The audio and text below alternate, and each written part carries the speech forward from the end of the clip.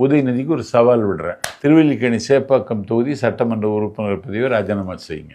தேர்தல் வரட்டும். நீங்கள் ஜெயிச்சிட்டீங்கன்னா நான் பேசுகிறதே நிறுத்திடணும். செய்வாரான்னு கேளுங்க. நேரடி சவால். ஆமாம், கேளுங்க.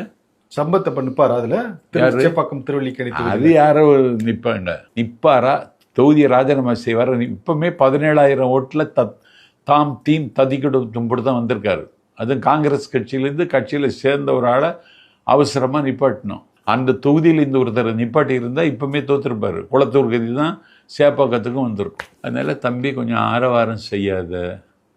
ஏன்னா அவர் எதிர்கட்சி தலைவர். இதெல்லாம் நீங்கள் 34.92% ஓட்டு எம்ஜிஆர் வாங்காத ஓட்டை நாங்கள் வாங்கியிருக்கோம்.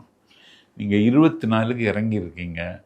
இந்த 24 25 ஆக்கவே உங்களால் முடியாது. அடுத்து நீங்கள் தான் ஜெயிப்பீங்க எல்லா தேர்தலையும். ஆமாம் ஆமாம் ஆமாம். எவ்வளோ நம்பிக்கையாக சொல்கிறீங்க? மக்கள் அப்படி இருக்காங்க.